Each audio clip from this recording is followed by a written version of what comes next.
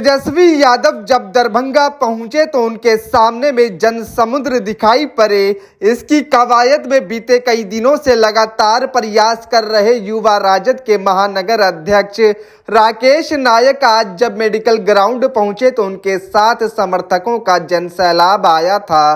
Pickup पर सवार राकेश नायक लालू यादव के गीत पर झूम रहे थे। नीचे खड़े कार्यकर्ता भी उत्साह में झूमते नजर आए और स्टेज पर संबोधन के लिए पहुंचे तो भाजपा पर ऐसा प्रहार किया कि भीड़ गदगद हो उठी।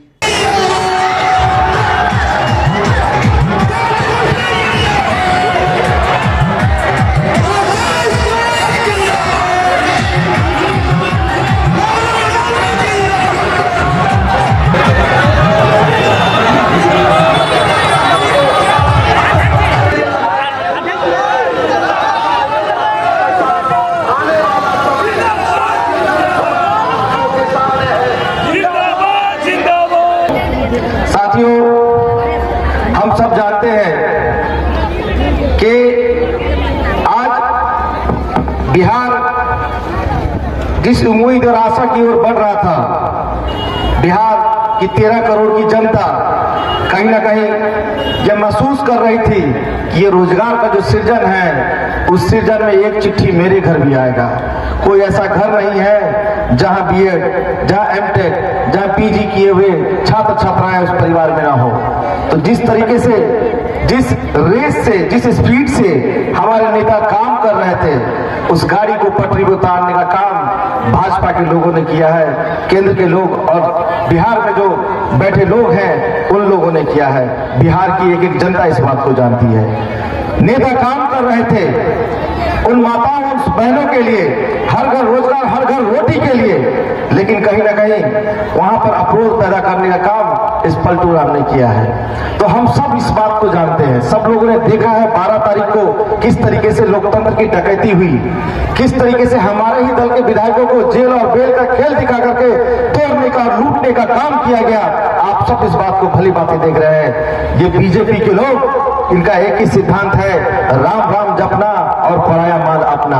यही सिद्धांत पे उन्होंने काम किया और इसी सिद्धांत पे उन्होंने सरकार बनाने का काम किया।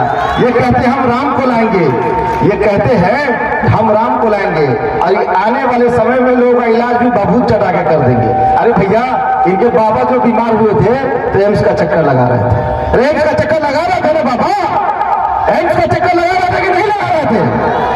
तो आप सोचो, जिस धार्मिक उन्माद, जिस धर्म के नाम पर, जिस राम के नाम पर इस सत्ता को हथियाना चाहते हैं, सत्ता को पाना चाहता है, उस राम का इतिहास क्या है शायद इस भाजपा वाले को पता नहीं है। 14 साल वनवास में रहे राम जी, 14 साल उन्होंने सत्ता को, शासन को ठोकर मार के जंगल में तर के ठोकर खाने का काम किया नहीं राम जी ने। लेकिन ये बीजेपी वाले लोग राम का नाम बेच करके, राम का नाम बेच करके और कहीं ना कहीं सत्ता पे काबिज होना चाहते हैं। आज ये घर घर अक्षत बांटने का काम कर रहे थे, हमारे नेता घर घर नियुक्ति पत्र बांट रहे थे। अरे हम तो 7 पीढ़ी 50 पीढ़ी से राम के सेवक हैं, हम राम को पूछते आ रहे हैं, तुमसे सर्टिफिकेट लेने का जरूरत है? भाजपा वाला सर्टिफिकेट देगा तभी राम का नारा लगाइएगा। अरे हम घर में पूछते, हर दिल में राम को पूछते हैं। धर्म अपनी एक आस्था का विषय है। कहीं ना कहीं हम सब इस बात को भली भांति समझते हैं, लेकिन इसका दुरुपयोग बहुत शातिर तरीके से बीजेपी के लोग कर रहे हैं। आज हमको अपने नौजवानों को इसी से बचाना है। हम अपने नौजवानों को यही संदेश और सीख देना चाहते हैं कि आप शिक्षा का जो है मंत्र है, शिक्षा से ग्रसित और शिक्षा से लैस होइए। आने वाला समय निश्चित तौर पर आपका होगा। और बिहार में जो नौजवान के नेता और युवा दिलों की धड़कन ने जो एक लंबी लकीर खींचने का काम किया है, कहीं ना कहीं पूरे देश नहीं, पूरे विश्व में इस बात की चर्चा है। जितना नौकरी एक मंच, एक मैदान से उन्होंने देने का काम किया है, इसकी चर्चा पूरे देश में है। आज उस सभी देश को, सभी प्रदेश के मुख्यमंत्रियों के लिए उन्होंने एक चैलेंज देने का काम किया है कि अगर आपको सत्ता में बने रहना होगा तो युवाओं के लिए रोजगार का सृजन करना होगा, रोजगार का सृजन करना होगा। साथियों, वक्ता बहुत है, मैं इन्हीं बातों के साथ अपनी वाणी को विराम देता हूं। जय हिंद, जय राष्ट्रीय जनता दल।